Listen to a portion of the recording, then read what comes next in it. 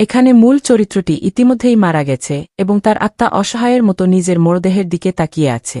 খুনি মেয়েটির মুখ এসিড দিয়ে পুড়িয়ে দেয় যাতে কেউ তাকে শনাক্ত করতে না পারে এবং তার একটি হাত কেটে নিয়ে চলে যায়। এই নিষ্ঠুর খুনি আর কেউ নয়, মেয়েটির স্বামীর সাবেক স্ত্রী। সে ভেবেছিল বর্তমান স্ত্রীকে সরিয়ে দিতে পারলে সে আবার তার স্বামীর জীবনে ফিরে যেতে পারবে।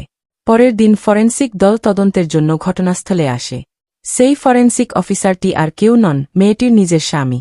তার আত্মা স্বামীকে দেখে জড়িয়ে ধরতে ছুটে যায় এবং সব সত্যি বলতে চায়, কিন্তু তখনই সে বুঝতে পারে যে সে এখন শুধুই একটি মুক্ত আত্মা, কেউ তাকে স্পর্শ করতে বা দেখতে পাবে না। লাশের মুখ এসিডে ঝলসে যাওয়ায় পুলিশ তাকে চিনতে পারছিল না। মৃত্যুর সময় জানতে চাইলে সহকারী জানায়, রাত 12টার দিকে এই হত্যাকাণ্ড ঘটেছে। অফিসারটির মনে পড়ে যায়, ঠিক ওই সময়েই তার স্ত্রী তাকে সাহায্যের জন্য ফোন করেছিল এবং তারপর থেকেই সে নিখোঁজ।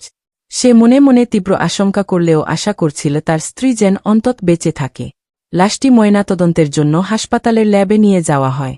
সেখানে পরীক্ষা করার সময় অফিসারের মনে একটি বড় প্রশ্ন জাগে, খুনি কেন অন্য কিছু না করে শুধু একটি হাতই কেটে নিয়ে গেল?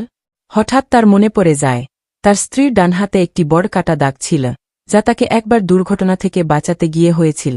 সব ঘটনা একসঙ্গে মেলাতেই অফিসারের পায়ের তলা থেকে মাটি সরে যায়।